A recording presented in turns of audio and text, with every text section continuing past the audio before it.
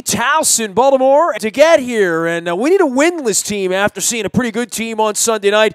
This guy has seen a lot of good football, unlike his friends and mine over in Cleveland. He's covered the Pittsburgh Steelers for the better part of 4 decades now for the Pittsburgh Post-Gazette. He also appears all over the radio and television in Pittsburgh. He is one of the sage old vets of all things one for the thumb and beyond. We welcome Ed Bouchette back on from Yins and Ad up there in Pittsburgh, where they did it again. Ed, I tell you what, man, we buckled up. We got together before the game, and you're always waiting to see a great football game. We haven't seen a lot of those. I would call Sunday night a great football game, despite the fact that the Ravens came out on the bottom end of that one.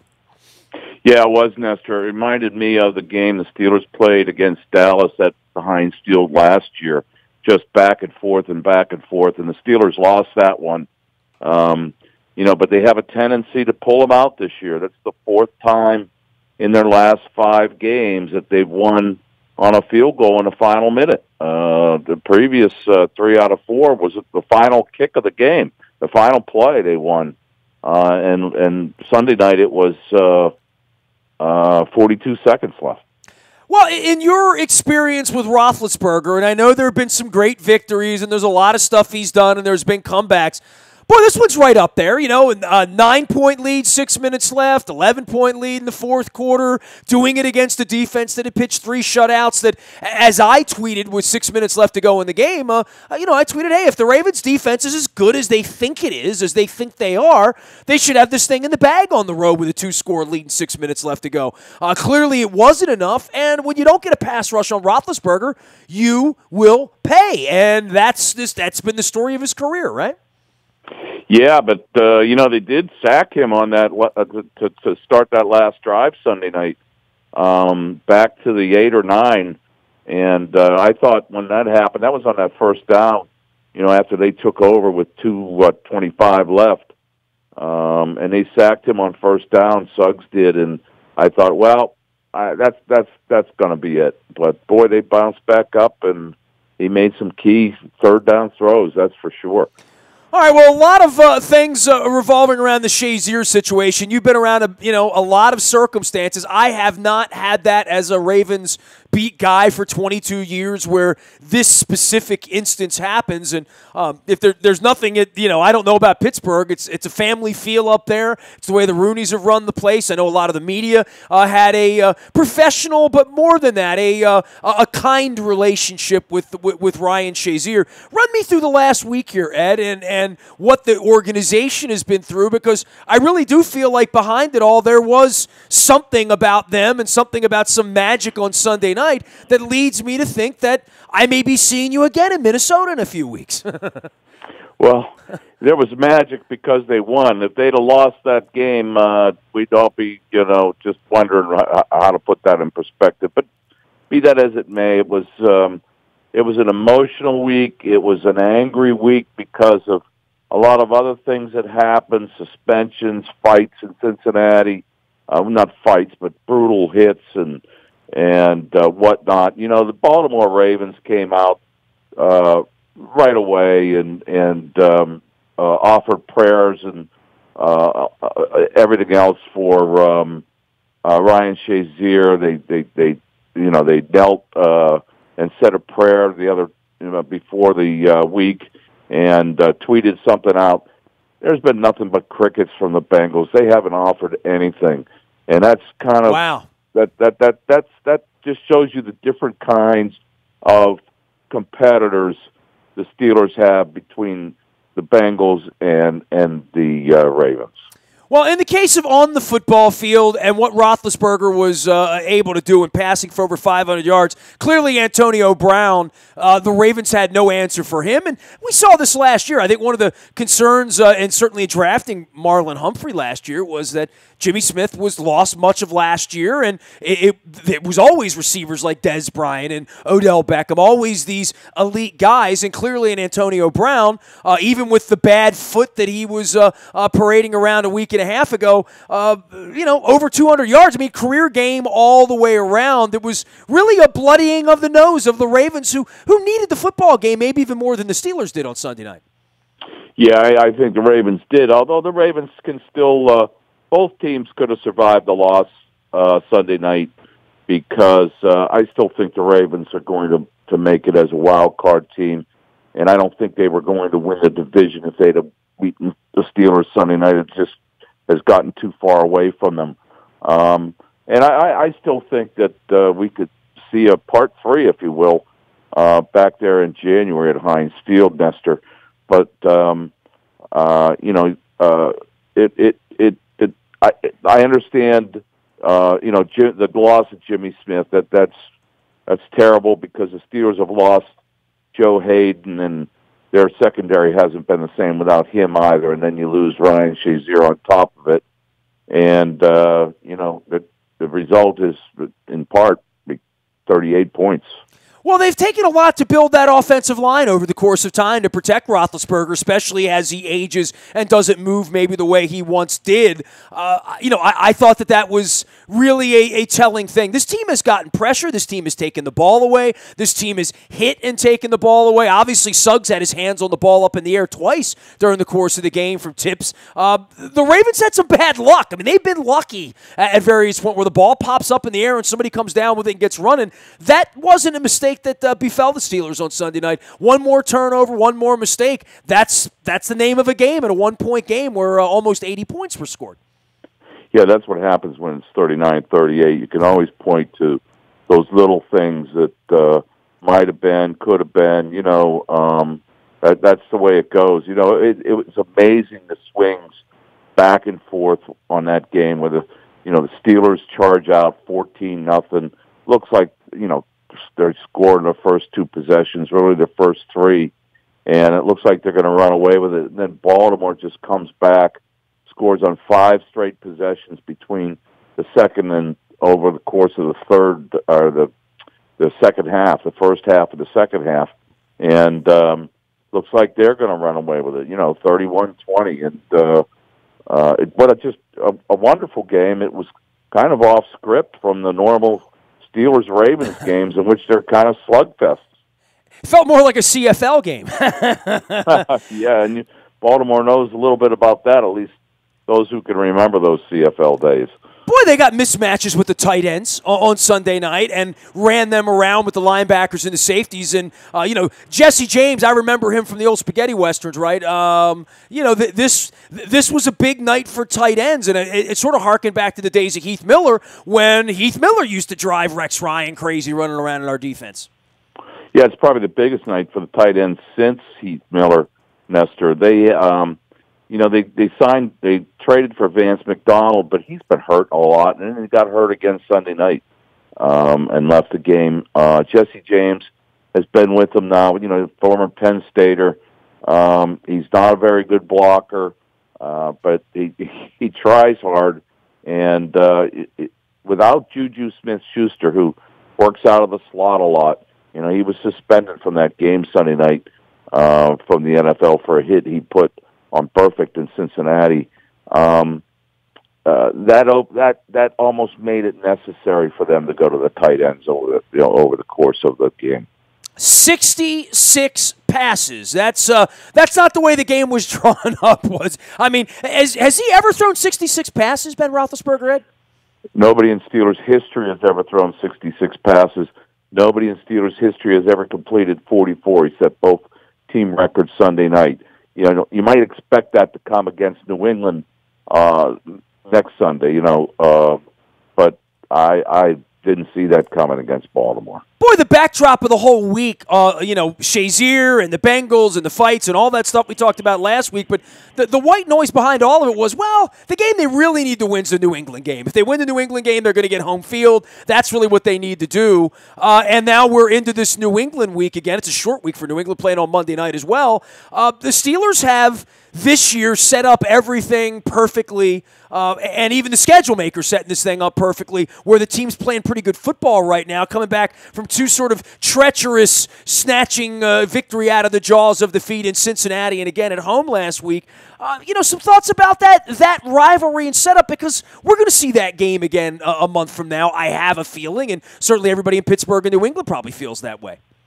Well, the thing, they've been pointing toward home playoff games ever since they lost in New England in the title game last year, and they've been talking about it. They started talking about it in the spring. They need home playoff games. They talked about it at training camp, and naturally they're talking about it now.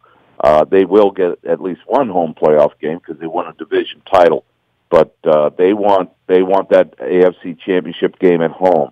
Doesn't mean they're going to win the whole thing, but they feel it's a better path, and history will tell you it does. You have to go up to New England. That's tough. Very tough thing to do. I know Baltimore did it once in the playoffs, but the Steelers never have done it. They've never beaten Brady in New England. They have beat him a couple times in Pittsburgh. The one thing, the victory Sunday night against Baltimore helped for Pittsburgh was it eased the way to at least a seed, at least that number 2 seed. Even if they lose to New England, they can win their final 2 games and get that number 2 seed. With Roethlisberger, how many times have you stood at his locker or at a podium and saw sort of that look in his eye that he wanted to retire, was talking about retiring or contemplating retirement? It feels to me like from the outside that's happened a lot lately, and I got the feeling on Sunday night, not just that it was just this transcendent career game for him, and we all witnessed it, and it came against his rival, even after the Suggs sack, as you pointed out, he came back and won the game, and that has sort of been the battle of the modern era for both of these guys inside the division. But I kind of sense that Roethlisberger smells this thing and smells the end. This is his last best shot, right, at 11-2. I can't fathom that he or Tomlin or anybody in that organization thinks you're going to be 11-2 as garden variety. That doesn't happen often, not even in Pittsburgh. No, it doesn't, but they do have a good team. They have got a lot of good young players they've put together. Now, the loss of Shazier's, gonna hurt them as they move on here. And whether they get Joe Hayden back or not also could. But, 11-2 is, it's, they've only been 15-1 once. So if they go the rest of the way, it'll be their second best record ever, tied for it. I think 78 they went 14-2. So it's a shot, but I don't think they believe it's their last great shot in any stretch of the imagination, as long as Ben Roethlisberger comes back. And you have any predictive thoughts about that, having witnessed everything from him coming in from being a small school kid to winning right away to having the problems at the motorcycle and the problems down in Georgia that I know you chronicle pretty well. Here at the end, he's going to the Hall of Fame. I don't think there's any doubt about that. He doesn't need to win another one, but I'd be shocked if he's still doing this 2 or 3 years from now. And quite frankly, I'd be shocked if he's doing it next year if the Steelers win this year. I think it's easy to go out at the end. I think Bettis proved that. I think Ray Lewis proved that. If he does see this thing through and there's confetti raining down in that glass hut up there in Minnesota on a cold day, I'd be shocked if he came back. I wouldn't be shocked at all, Nestor. I mean, Sunday night you saw him. Bettis was done. Jerome was done. He almost retired the year before, and he gave it one more chance, and it was magical. But I'm not saying he is coming back, but I would lean more toward him coming back than not. Well, he's having a pretty good time this year, right? Yeah, I mean, it's been a rocky year. It's been filled with drama all along the way, and it continues. Before it was just knucklehead stuff, but now it's getting more serious with the Ryan Shazier injury. There's just been drama all year long for this team. Including the botched national anthem thing that they wanted to avoid, and they just botched it totally. Antonio Brown attacking the water cooler in Baltimore, and Martavis Bryant asking to be traded after that performance Sunday night. I don't know if anybody would ever give up anything for him. It's been ongoing all season for them. Well, you mentioned the crowd there and the knee. We've seen so many empty seats here, Ed. I mean, you were a part of it the first day after Wembley back in early October. We're getting 15,000, 20,000 empty seats every game. It's really sort of ended the Ravens' home field advantage on defense, and I certainly didn't feel that way on Sunday night. I felt like the Steelers had an incredible home field advantage at the end once the fans got going and the Renegade thing got going. How much does the knee hurt the team up there, Ed? It's been up and down. They had 60,000, I think, the attendance Sunday night, and that place holds 65, 66. I think all over the NFL there's a problem with not only ratings. People talk a lot about the ratings, but I think fans going to the games, and these fans have sold that place out since 1972. That and Three Rivers, but to have bought a ticket and to have a game on Sunday night between these two rivals and not show up, it has to be troubling for them a little bit. It was loud. It was like that for the Green Bay game on a Sunday night, but it just surprises me. I remember when Buffalo was going great, and going to Super Bowls 4 in a row, and I covered a lot of games up there.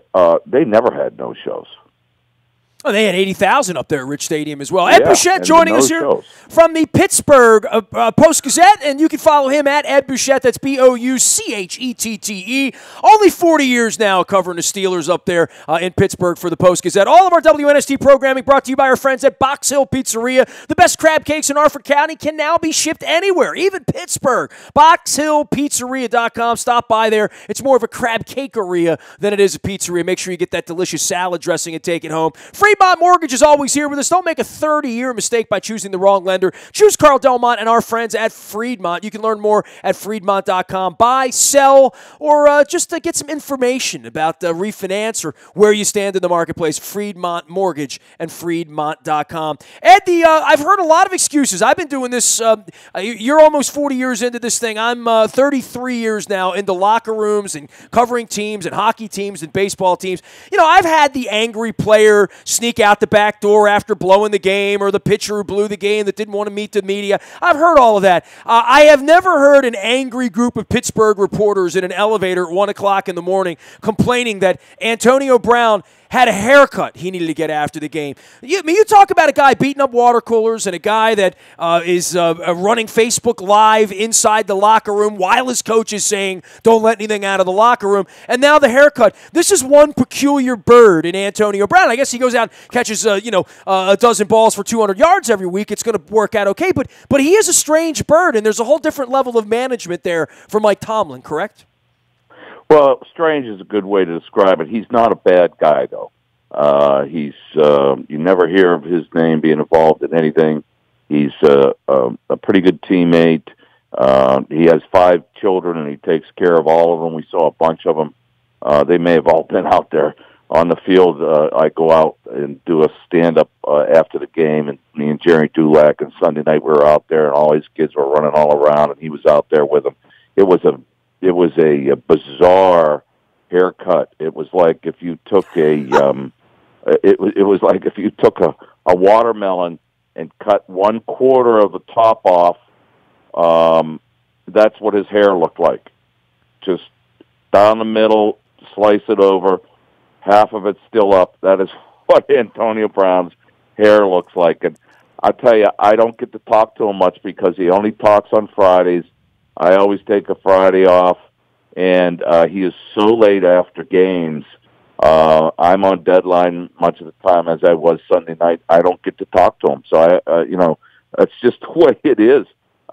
He is a strange bird, but nobody cares because of what he did Sunday night. Steelers have played 5 of the last 6 weeks at night, now have the late game against the Patriots this week, and meanwhile, I know you know of our problems around here, the 0-13 Cleveland Browns. Anything you want to say about that during Cleveland week around here about how a franchise could be this bad, this long? And I really do think it stems back to ownership on both sides. I mean, Haslam and before that, the Lerner folks. When you get it wrong that much, that long, there really is something above where Hugh Jackson or Sashi Brown or John Dorsey's pay grade resides.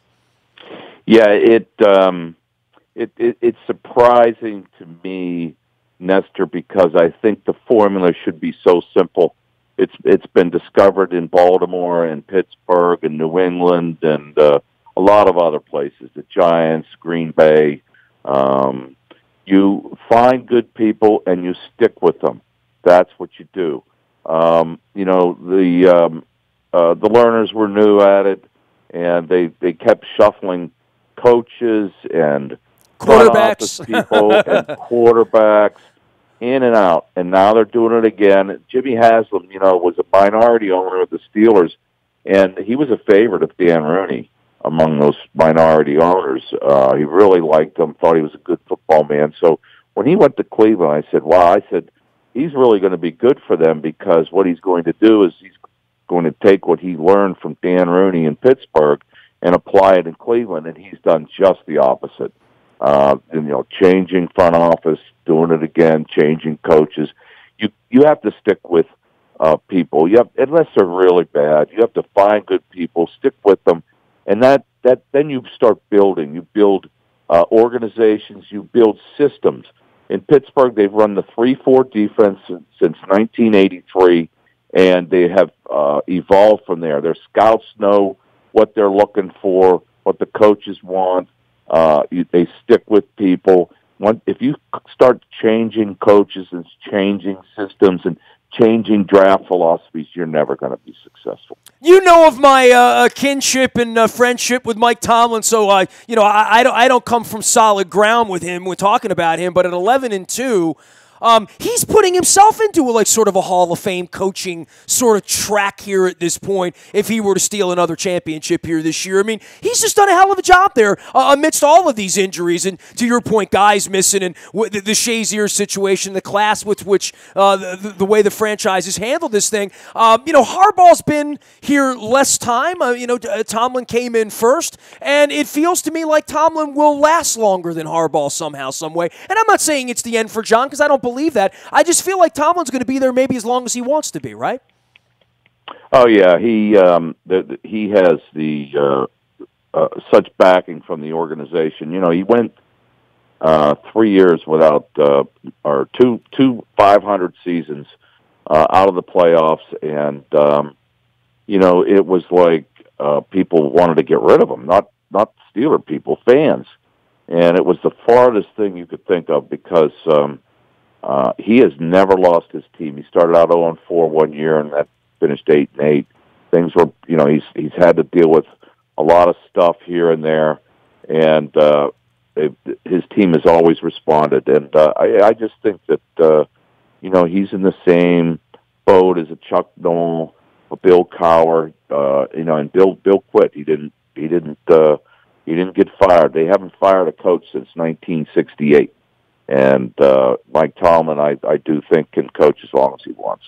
Ed, always a pleasure to see you. I appreciate you coming up, getting in my face right away, saying, hey, you didn't invite me on the radio show this week. And I'm like, that's because I want post-game reaction, because I knew that this was going to be an instant classic that was going to go on till midnight on Sunday night. But we might never see another one like that. And certainly it was the first time in a long, long time. And I always give sort of the 5-year halo. Like when you win a championship, you're really not allowed to bitch for 5 years about anything, I don't think. We're getting to the end of that period now. And I went down to the locker room kind of angry at the Ravens on Sunday night. I really felt like when you blow that kind of a game in that sort of a way against the Steelers, it does not bode well for your future. I didn't like the loss from a Ravens perspective for the organization and for any of the members of the team that blew an 11-point lead in the fourth quarter up there. Well, like I said, the Steelers lost a game like that to Dallas last year at home and wound up in the AFC title game. And I have a feeling this Steelers-Ravens rivalry may not be over yet for the 2017 season. Oh, you think Mr. Rooney's going to be making me some cookies in a couple of weeks up there? I like the sound of that, Ed. I don't love coming to Pittsburgh, but I love seeing you when I do. Always a pleasure to have you on. We'll send everybody out to follow your journey at Ed Bouchette on Twitter as well as at the Post-Gazette. Thanks for coming on, pal. All right, Nestor, anytime, you know that. You got it, Ed Bouchette, Bouchette.